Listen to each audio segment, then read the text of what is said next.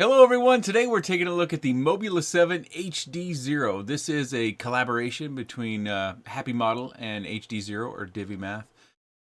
Full disclosure, I did give them specs for the HDZero Whoop that I built so they could base their model off of it. But not everything is as I would want it, but that's part of doing a review, right? And it is certainly whoop season for me, as it may be for some of you. You know, the weather doesn't always cooperate, doesn't always let us fly outside. Sometimes we can sneak out there, other times not so much. And something that I should tell you before we get too deep into this video is the quantities on this could be very limited. So if you're involved in HDZero and you enjoy whoops, might be time to pick one up and not delay. Or if you're contemplating getting involved in HDZero, and now that we're seeing a couple bind and flies and we have a whoop so we can fly inside, again, might be time not to delay and go get yourself an HDZero whoop. And just like in the last video, with HDZero, you've got to have a VRX connected to your goggles like this one, or you need to have the Fat Shark Scout HD goggles that has HDZero VRX built right into it. And because it is Express LRS, you do need to either have a module connected to your radio, or you need to have one of the two radios out that has Express LRS built in.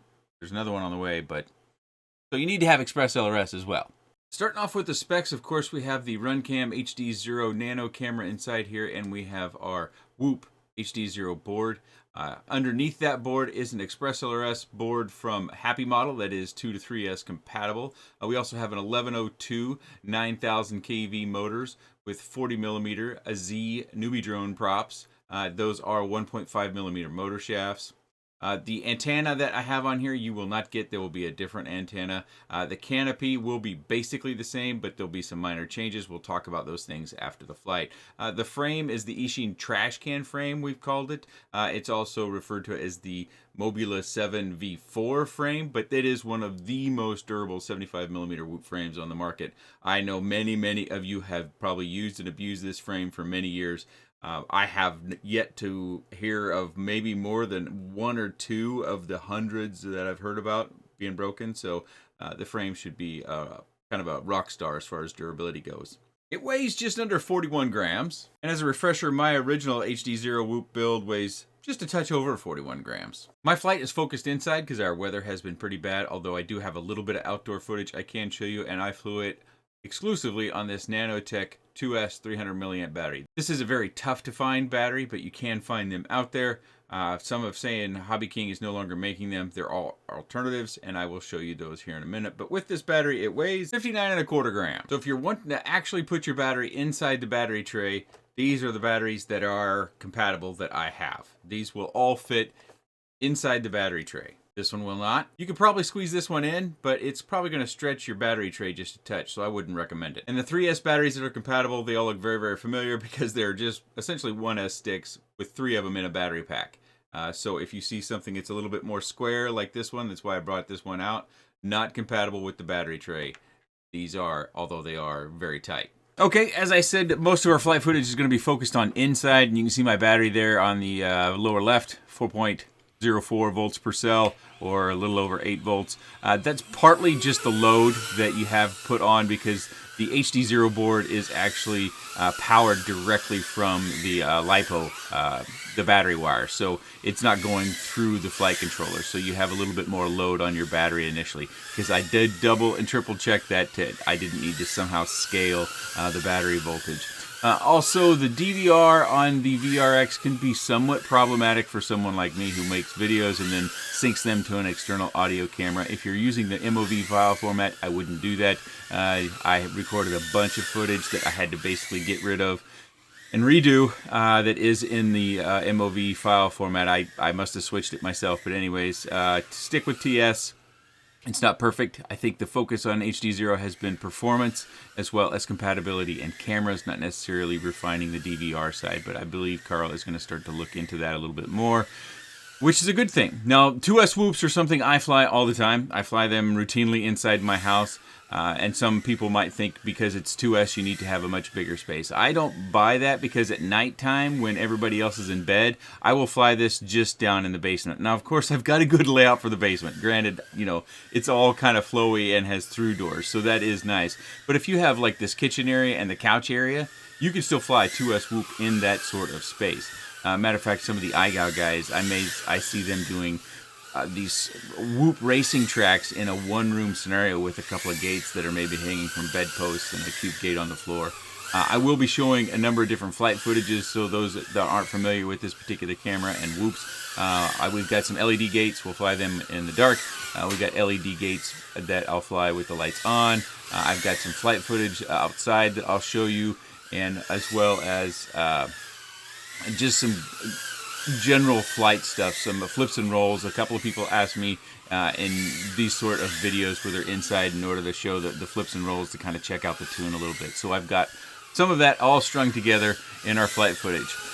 This flight here, we're just a touch over 2 minutes, approaching that 2.5 minute mark. This flight is going to be 3 minutes and 7 seconds long, and that is again on that Hobby King Nanotech battery. And be sure, if you're out looking for that battery, that it's the one I showed you that has the label on it that says 45 to 90C, because they do have other batteries that look just like it that don't perform as well. And it does come with the old red JSTs, which, you know, you got to change that out to an XT30. But I really like those batteries. They're light, they're good performers, but they can be tough to get a hold of. I bought some off of eBay, and I think I got some off of Amazon here last time, and I have some from way back in the day. But otherwise, you know, you can fly any of those batteries that I showed you there on the desk, and it will be fine. Although I focused on inside flight, so 2S, no 3S on the inside flight, because that increases the likelihood I'm going to wang something and break it and make my kids or wife unhappy. There we go, end of the flight. As I said, 307. Our battery voltage is slowly creeping back up. We're almost to 3.5 volts per cell. There we go. Okay, perfect. Let's look at a little bit of the flips and rolls flight footage that I prepared for you. And I'll just let this roll just a touch. You know, I'm just kind of working around the lap, and there's just this one space where I think it's really viable as far as with the camera angle that I fly at, of being able to do flips and rolls and just not get completely out of shape quite constantly. You know, you're covering about 15 to 18 feet there every time you do one of those maneuvers. So when your camera comes back around and you can actually see again, at least to me, it can be a little bit of a jolt of, oh, where am I? And you know, not try to jerk the sticks around, and, you know, believing that you've got the timing down so you can just pull that thing off and just keep on cruising. So there are going to be some changes, and I'll talk about those more in details from what you saw in the quick roll. I did already mention the antenna. I actually lost my antenna, and it was a good idea that came from somebody else. The prototype that I have here, it originally had a very stiff antenna connected to it, and I think eventually with enough crashes, because that antenna is going to stick out and it's kind of leveraged against the canopy, those are going to pop off. So they're going to replace the stiff canopies with a much more not the stiff canopies, the stiff antennas with a flexible antenna, which I think is a really good idea, because again, you do not want your antennas coming off your VRX or your VTX, because that can be, basically it can burn it out. If you fly a pack, or maybe even, you know, less than a pack, you could end up burning your VTX up just by not having the antenna on there. The antenna is needed, and I would encourage you, not only on the antenna, but on the MIPI connectors, get yourself some E6000 if you don't already have some, and put a little dab on there just to make sure. I like E6000, I use Welder, but a lot of people refer to it as E6000. I have yet to find the E6000 that I would compare directly to Welder adhesive. But Welder adhesive is nice because it has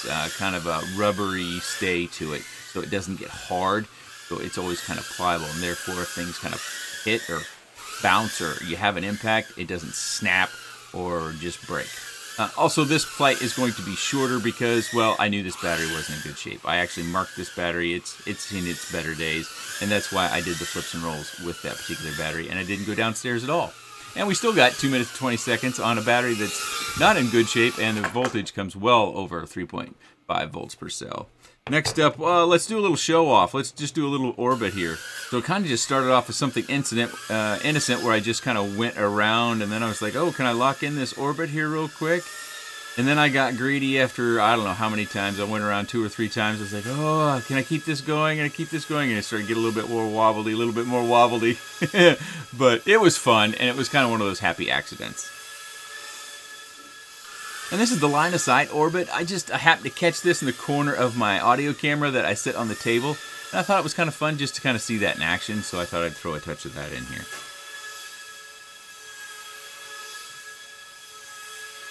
Next up is an at-speed crash. Who doesn't love an at-speed crash, right? And this has got to be the most dramatic of my crashes, although I probably had one like this about every 2 or 3 flights where I was just, you know, I'm flying the way I like to fly, and then all of a sudden I just squared something up, just hit it dead on.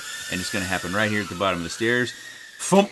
Oh, yeah, that was bad. This is some footage that I filmed in the evening time, in the nighttime, with some LED gates, and I wanted to show you this just because I know that whoops can be something that you might find that have a lot of fun races that you can go to, and usually with whoop races, they have LED gates. The cube gate and the gates that you find hanging from the treadmill and the chairs off of that table, those are from We Bleed FPV, and the stand-up gates and the octagon gate, that is from Mobility Gates, and I will link them down in the video description.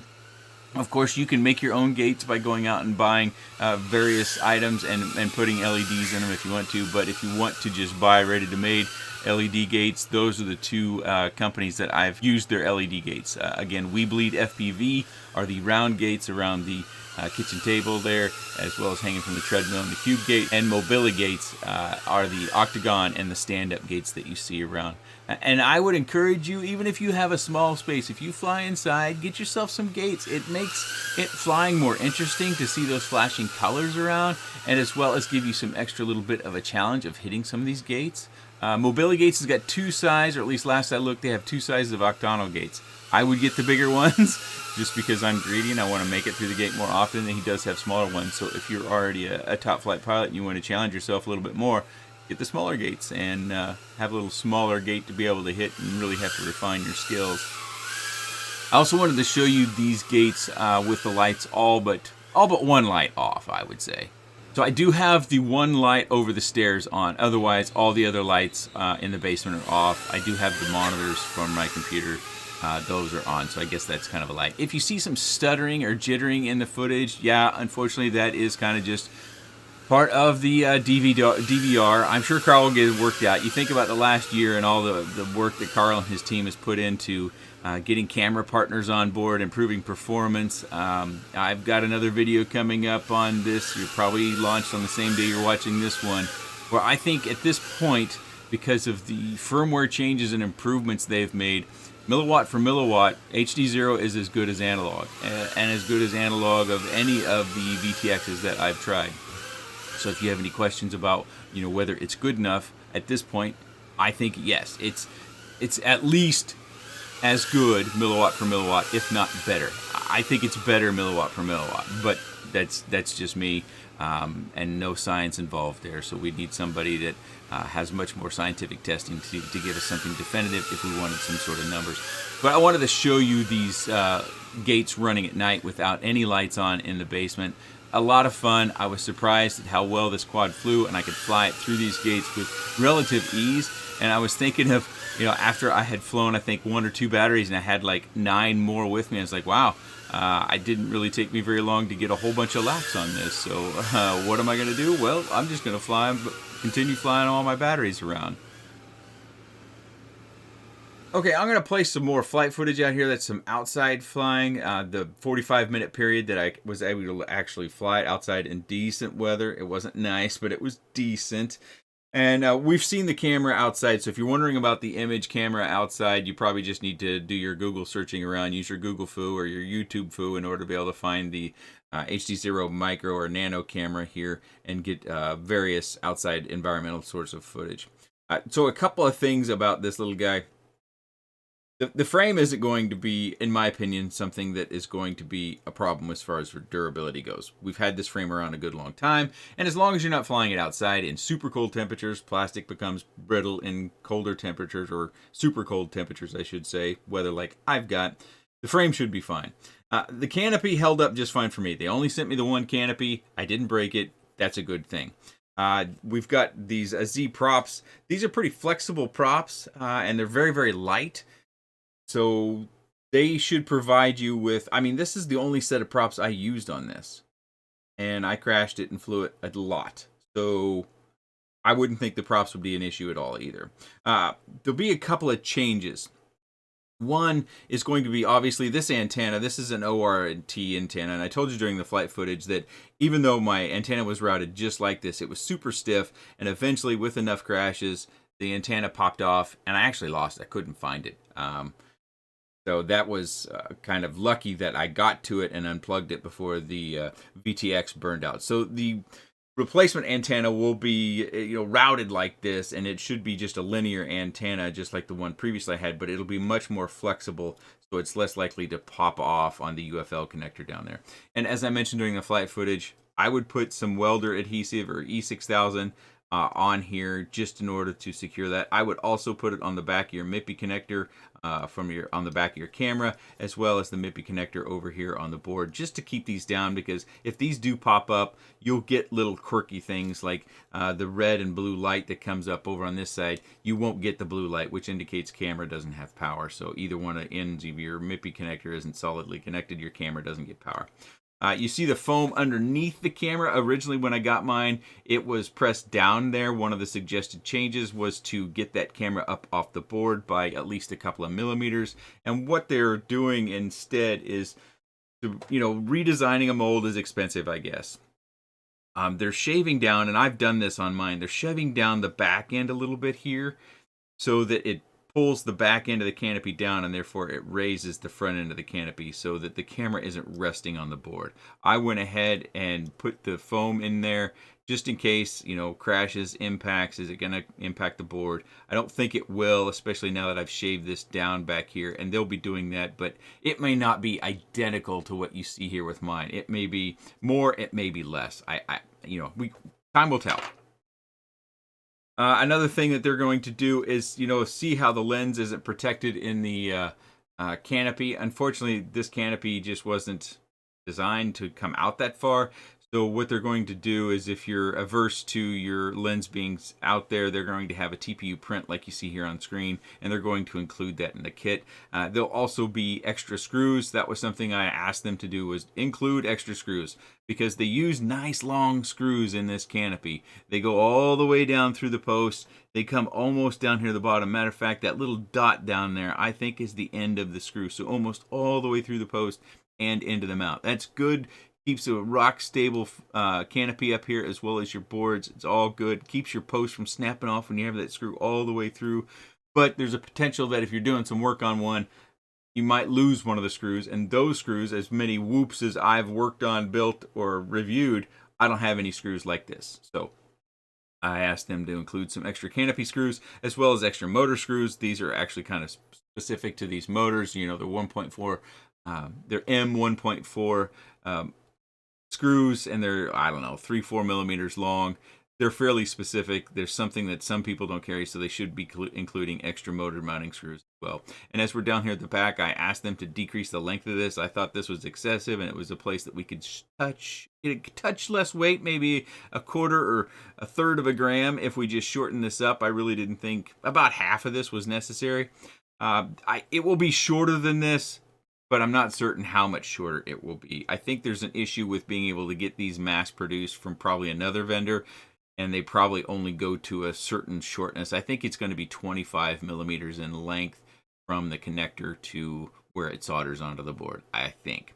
So that's something to be aware of. Is your weight will probably be different if our scales are calibrated exactly the same, especially with the fact that I've got a different antenna on here, a longer battery lead than you do. But 2S whoops are loads of fun. I enjoyed my experience with this. Of course, you have the HDZero video, FPV video, so you got to have either the Scout HD goggles or the HDZero VRX. I was using the Fat Shark goggles with the VRX, and my antennas are just true RCs. They're just antennas that I had around, nothing special. I didn't, do a patch mod or anything like that. I have had some questions about this. I can post a review, I guess, about this. I don't know if I'd want to prepare like a full review where I do the screen recording and everything, but I thought these had been reviewed, but I've gotten a couple questions recently about these goggles. Remember, when it comes to your batteries, these batteries will fit. All of these batteries will fit in that battery tray. These that look like this in the 3S series, they do not. The 2S, these 380s and 2S, you could probably squeeze this one in, but you're going to start bending your battery tray up and possibly doing some damage. Okay, so the last thing I have to share with you is that as you're watching this video, these are probably not available just yet. I think the plan with the resellers was to get the video out, get some feedback, send to resellers, and then they would become available approximately a week later. So just as I said, you probably won't see one exactly like mine. There should be some changes, and those changes should be a benefit to you and to everyone else. That, you know, you'll have a canopy that makes sure your camera stays off the board, and you'll have extra screws, and you'll have extra props and a shorter battery lead. So all these little refinements, little improvements that should make your experience even better than the one I have. But unfortunately, in this particular case, we won't see any links in the video description on launch. I'll add them after the fact. So this is the second bind and fly that we've seen with HDZero on board. So I think we're starting to see more and more manufacturers see that, hey, people are interested in this product, and that's where I'm at. Are you interested in this sort of product? Are you looking to 2S whoop? I know a lot of you traditional whoopers are looking 1S only, and that might be a possibility coming down the pipe. But right now we've got a 2S bind and fly, and for those that don't like building, you don't like tuning, you don't want to go through the Betaflight configuration stuff, that's probably what you're looking at as well. And are you already involved in HDZero, previously known as Shark Bite? I like whoops. I think they're loads of fun. I love the fact that I can fly them any and every day. That's just a great benefit, being able to fly inside or outside. Weather can't stop me. I can fly inside. The kids can sometimes stop me, but not all the time, because they're actually pretty good about it. So let me know what you think of the Mobula 7 HDZero whoop down in the comments section. I sure am curious what you guys thought. You might have noticed, some jerkiness in the footage. The DVR stuff, I can tell you categorically, it does not look like that in the goggles. It's nice and smooth in the goggles. Unfortunately, just the DVR just needs a little bit of debugging refinement. I'm sure that will happen. It's not terrible if it's in TS format right now anyways. But if you have any other comments, questions, suggestions, or otherwise, please let me know in the comments section below. I appreciate your time. And thanks for watching.